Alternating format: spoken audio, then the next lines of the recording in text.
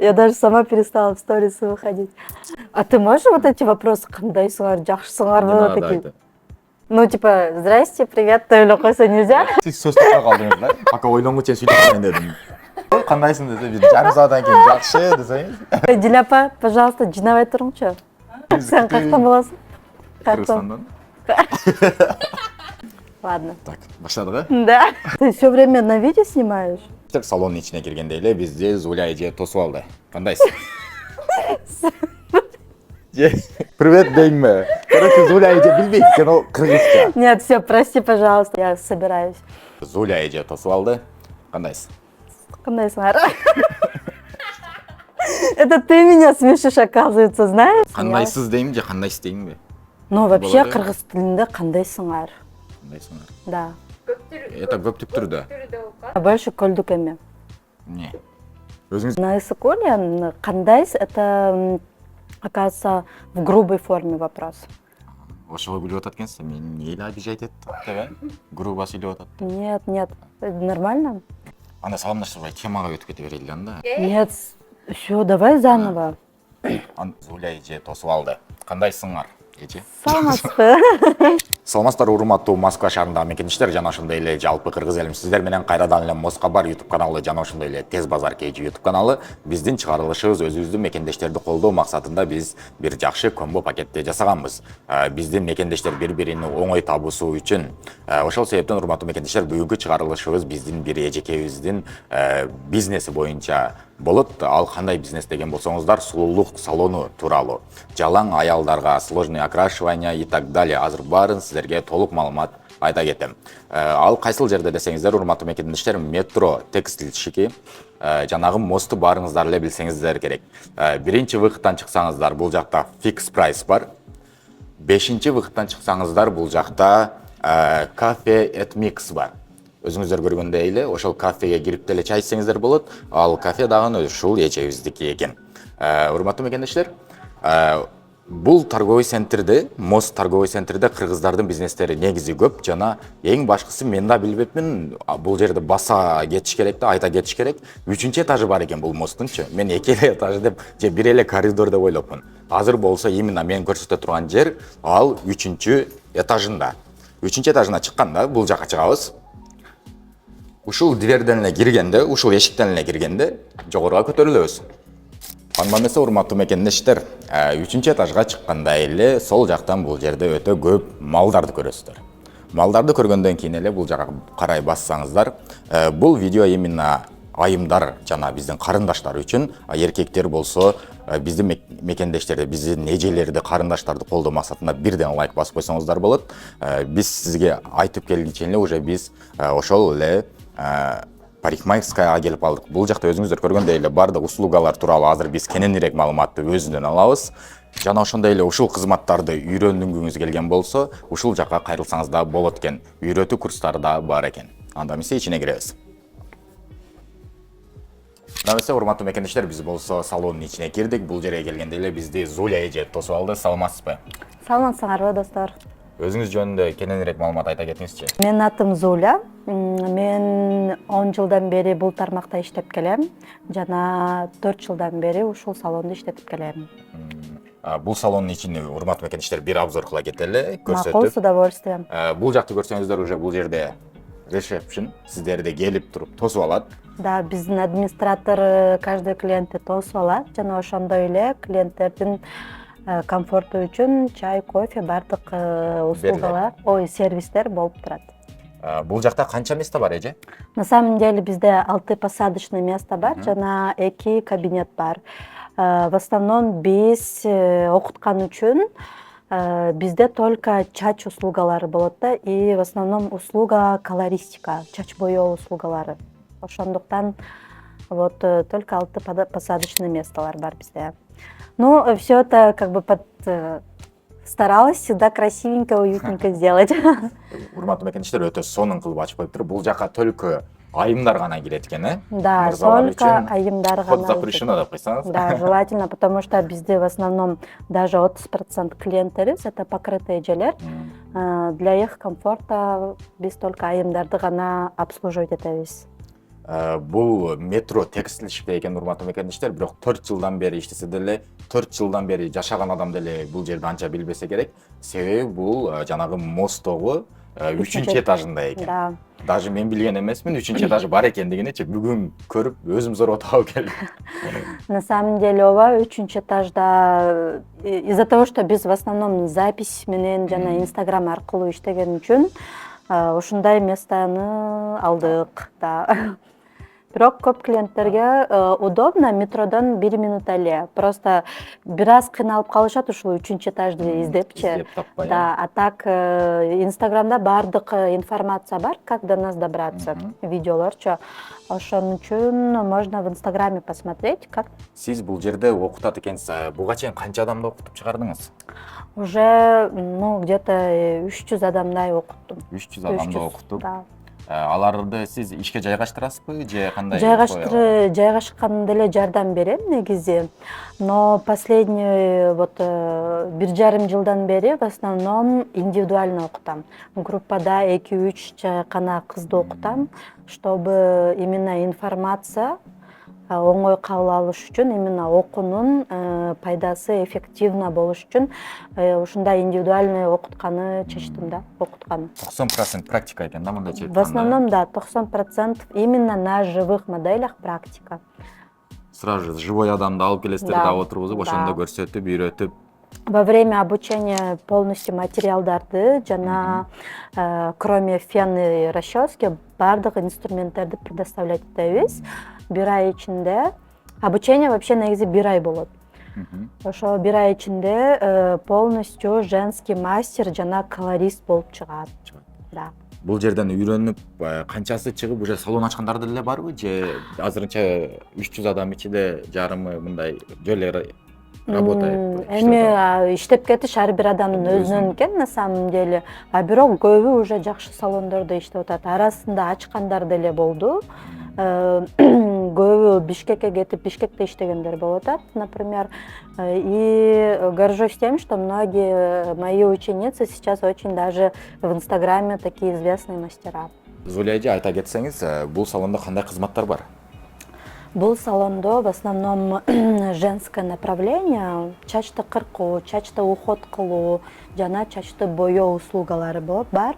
Жана ошондой эле по просьбам наших клиентов мы решили добавить дополнительные услуги. Потому что чач боёп отурганда действительно убакыт көп кетет, 4-5 саат отуруп калат.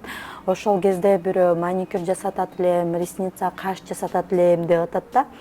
Анан кийин ошону ойлонуштуруп, эми ушул 1 айдын ичинде ошол идеямды ишке ашыргым келип атат, жана над этим работаю. Поэтому у нас через месяц, дай бог, будет дополнительные услуги для удобства наших клиентов. Ошондо ар бир кардар келгенде ушта бар жогун жасатып, полная комплектация, упакованный болуп туруп чыгышат экен да. Тырнактарын, каштарын жасатып. Да, буюрса ошондой кылууга аракет кылып атам. Я же говорю то, что над этим работаю депчи, поэтому сделала дополнительные кабинеты. В этом кабинете я хочу сдать в аренду для опытных мастеров, которые уверены в себе, уверены в своей работе. Пожалуйста, пишите, у меня есть клиентская база для вас, что будет очень дополнительным плюсом, да. И өзүңөрдүн услугаңарды предоставлять этсеңер, иштешсек сонун болот. Ошондой эле ошол кабинеттерди арендага берейин деп чечтим. Эң опытный мастерлер болсо, клиент издеп отурбайт экенсиздер. Бул эженин өзүнүн 4 жылдан бери чогулткан клиенттери бар экен. Клиент издеп кыйналбайсыздар. Арендага снимать этесиздер дагы ошол эле клиенттерди алып, сиз дагы жакшы иштейсиз, бул эже дагы жакшы иштейт, баары дружный биригип иштеп, Ооба. Урматтуу мекендештер, ошончо нерсени уктук, бирок обучение тууралуу, окуу тууралуу эң башкысы бизге баасы болот. Ошол баасы тууралуу айта кетпейсизби? Канчадан окутасыз? Баасы жөнүндө айта кетейинби? Макул. Менде негизи 2 пакет бар. Это углубленная колористика и от А до Я. либо есть повышение квалификации. Это уже для опытных мастеров именно по колористике. С 0 60 миң, время обучения 1 ай, же 1 жарым ай. Именно все зависит от того, что как график мы обустроим. Да? Кеде 2 айга бөлініп кетеді. Это все зависит от ученика. Да? А повышение квалификации 30 миң турат. 10 сабақ болады. 10 сабақтың ішінде именно по колористике, по сложным техникам повышение болады. Ошол. Урматтуу мекендештер, биздин мекендештерде көпчүлүгү кызыкса керек, негизи мастерлер канчадан табат деген. Анан мастерлердин секретini бир ачыңызчы, канчадан табышат мындай? Все зависит от мастера на самом деле, да. В хороших салонах мастера, именно колористы, от 200 тысяч сейчас зарабатывают. От 200 тысяч башталат. Да. Все зависит от уровня салона, то есть от сегмента. Есть эконом-класс, средний сегмент, премиальный сегмент. Чем выше прайс в салоне, тем зарплата у мастеров больше. Ошо анан кийин опять же зависит от уровня самого мастера, да, насколько она умеет продавать свою услугу, насколько она умеет качественно повышать свой средний чек. Ошондуктан ошону деле мен обучениемда үйрөтөм на самом деле, как правильно рекомендовать и при этом повышать свой чек и доход заработной платы. Кардарлар менен, клиенттер менен общениясын. Да, коммуникация, да. Ошонун баарын үйрөтөбүз. Ошондо бири нөлдөн башталып, эгер сиздин опытыңыз жок болсо деле нөлдөн башталып окуй турган адамдардын келсе да үйрөтөсүз. Баасы канча дедиңиз эле? 60 миң. 60 миң болот экен. Анан именно мастер-класс баягы уже опыт бар, бирок дагы опытын көбөйтөм деген мастер-класстар өтөт экен. Ал 30 миңден, да? 10 сабак болот дедиңизби? Ошол именно повышение квалификацияга келген адамдар көп нерсени билишпейт да по колористикечи. И алар үчүн очень много фишек в работе, да? Упрощать свою работу, правильно подбирать цвета, правильно подбирать последние вот тенденции окрашивания, что сейчас модно, да?